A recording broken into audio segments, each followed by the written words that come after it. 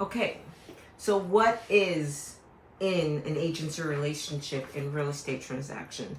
And mind you, this is a form that was signed about 2 weeks ago, and I've cleaned out my client's name, but I do want you to know that we're actively, the things that we're talking about in the video are things we're actively currently doing right now. So agency relationship in real estate transaction, from line 2 to 12, it just lets you know this is a disclosure. It lets you know that we are all meant, every client, every single client that we meet is meant to sign one of these documents right at the 12 line mark, that we have to sign to let it known that we're explaining what our roles are in real estate. Okay, so a seller's landlord broker, what is that? Here's a home for sale. The homeowner's name is Bob. Bob wants to put this home on the market, wants to sell this home. We set it here. And here comes Mr. Chicken from X, Y, and Z broker. When he comes to represent Bob, he becomes the seller's landlord's broker. He is the one actively representing Bob on the sale of his home. So that's Mr. Chicken's role. He's now the seller's landlord's broker.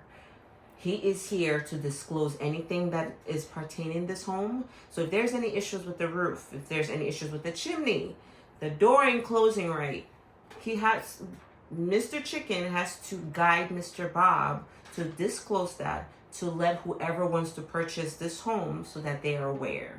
They have to disclose what's going on in the home to that impact the enjoyment of this home. Got that? So that's Mr. Chicken's role as a seller's landlord's broker. Shark-a-doo-doo-doo, you know what I mean? Here's Shark, who is now coming in. Oh, you got a house for sale? I can be able to bring a buyer to that. And they come swimming in and they bring a buyer to Mr. Bob and Mr. Chicken's listing. And they say, I have a buyer who's interested in wanting to buy this home. That is the buyer's tenant's broker's role. Mr. Shark's bringing in a buyer interested in a home that Mr. Bob and Mr. Chicken has placed on the market. So that's his role as a buyer's tenant's broker. Now Mr. Shark comes in, could be a Mrs. We don't discriminate around here. Comes in, has read the disclosure form and says, oh, something might be off with the roof. Something's giving not so great with the chimney, the door and closing right, or maybe this is a brand new construction. Girl, a house is a house. Okay, so Mr. Shark comes in, reads the disclosure forms, and then has to inform the buyer what's going on with the house. So that's the role Mr. Shark is going to play as the buyer tenant's broker. We're going to inform our buyer because we have read ahead of time what's going on with the home. We've looked into the disclosure forms, we've looked into the MLS remarks, and we're going to say, hey, this house is for sale. The seller wants X, Y, and Z. Something X, Y, and Z is going on with the property. This is what's going on. We are able to then go check it out if that's something that you're okay with. That's Mr. Shark's role as a buyer tenant's broker. That skipped me there. Now, dual agency. I love Keller Williams, so we're just gonna use Keller Williams. So Mr. Bob, owner of the home, Mr. Chicken, is from Keller Williams, right? Mr. Shark, who's representing buyer, is also from Keller Williams. And we both are interested in how we're going to be able to sell this property or purchase this property. So that's what dual agency is. There's an umbrella of the same brokerage that's overseeing the seller, overseeing the buyer. Because one thing with realtors, we have to have our license held by a brokerage. If Mr. Chicken is coming from Keller Williams, I've spoken to Mr. Bob. We've signed our contract. We want to get this house for sale. Mr. Shark comes in. I'm from Keller Williams. Hey, Mr. Chicken, I've seen you in the office before. Comes in with a buyer. This situation is dual agency. Keller Williams is overseeing how this transaction is going back and forth. That's what dual agency is.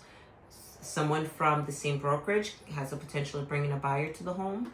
So we have to be able to open up all around to RE/MAX results. We have to be able to open to Keller Williams. We have to be open to EXP. We have to be open to Coldwell Banker, for example. So that's dual agencies referring to the umbrella that if someone is coming in from the same brokerage as the person who listed the property, that's okay, that we can be able to do that.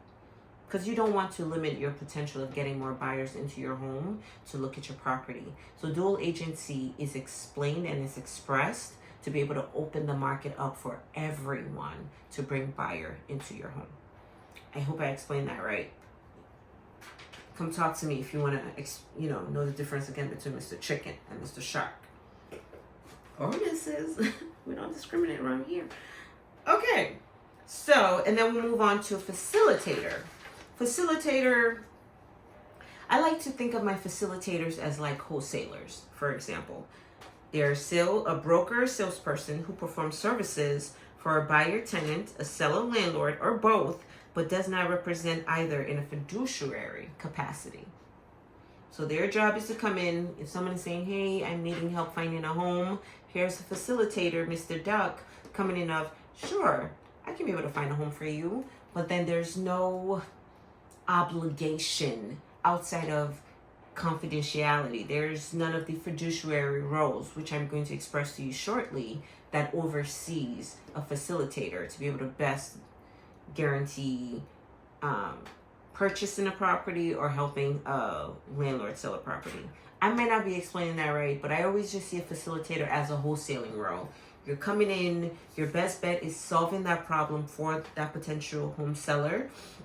If a home seller comes and say, hey, I'm going out of state and I just don't know what to do with this property and X, Y, and Z, their job as a facilitator, if a seller has told them that, is to keep that in confidence, their reason why they're wanting to sell because they're going out of state, and then they can go off and put it out there, find a buyer, come in, and be able to then get someone to buy this property.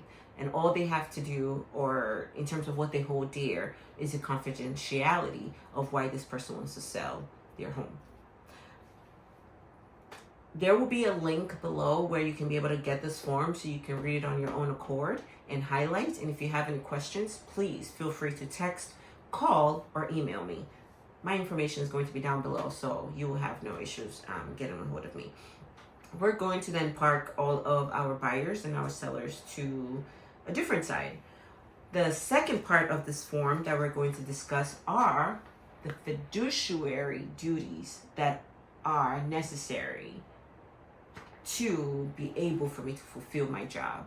When you're sitting across from me and you're like, as a realtor, what am I gaining from you? Like, why can't I just go find my own house by myself and X, Y, and Z?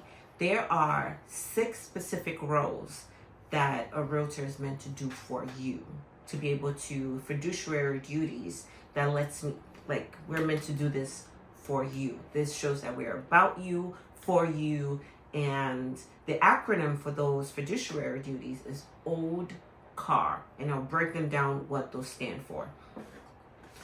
Oh, I don't want you to sit behind the veil. Hold on. Of course, it's always when the camera is not rolling that things decide to not work. Oh, what is going on? Please act like you've done this before. Ooh. Act like you've done this before. Stop it. I want you to see, girl, what I've been going through to give you content and video, child. Ooh, content creators, God bless y'all, because y'all really doing it out here. But these are the acronyms that are necessary. These are the acronyms that stands for the OLDCAR of what a realtor is meant to uphold and do for you. The first one is obedience. We're meant to obey all lawful instructions. If you want to go look at a house at 8 p.m. and that's the time that works for you, as your dedicated realtor, I have to obey the time that works for you. And we have to go see that home at 8 p.m. at a time that's conducive for you. Loyalty, which is the L, part of it is the stating back to that obedience is having your best interest at heart. Again, just using a simplified, if that time, 8 p.m. is the best time, you've gotten off work, putting the kids to rest and gotten their snacks, and 8 p.m. is the time now you can be able to go see a home. My job is to be loyal to that, loyal to you in regards to and understanding where you are in your life and meet you at your needs. That's what loyalty is. D is disclosure. So if I find out you're interested in wanting to buy this home, for example, and I find out something's wrong with the door. I just want to simplify things here. This is an example. And something's wrong with the door. It is necessary and important that I disclose that to you. As a knowledgeable realtor that Keller Williams makes sure that we all are, is that if something's wrong, I should have read the disclosure form of any homes that you're interested in to be able to best guide you and point you to what's off, or what's so improvised, or what's working, or what's next level, and all of that. That's the point of the disclosure piece of it. C is confidentiality. If you're telling me I want to buy this house because I want to buy a house to put my in-laws in, and they can be a house down to be able to help me with my kids, whatever your reasons are, it is my job to keep that in confidence, to be quiet about that. If I'm discussing with a listing agent and, why does your client want to buy this home? My client wants to buy this home because they're interested in it. It's just that simple, and whatever major reasons or anything else that you don't want me to disclose is kept in confidence. Whatever you're telling me about the property, whatever you're wanting to do, is not for me to blast on social media. It's not for me to tell my friends about. It's for me to keep in confidence. The A piece of it is accounting.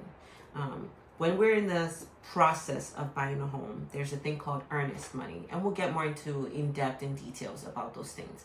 But for example, things like an earnest money where we're putting $1 down for this home, for example, to hold it for us, it's my job to be able to make sure that the check you give me for that dollar is accounted for and is reported to the right account to hold such checks or hold such money. It is not meant to be mixed in with my personal funds. It is not meant to be mixed in with my own personal account. It is meant to go to the brokerage so that they can hold that check, hold that money to be able to then purchase this home. And when the client comes around, when the client comes around and says, hey, I need to know if my earnest money got received, or I need a copy of X, Y, and Z, I need a copy of the disclosure, I need to be able to account for whatever you're asking of me. I need to be able to give you a copy and to be able to show you where things are going, and show you and keep you along the process of the real estate transaction. The R is reasonable care. Reasonable care can be explained in so many different ways, but I just want to explain what reasonable care is from the agency form. Reasonable care is a broker salesperson will use reasonable care in performing duties as an agent.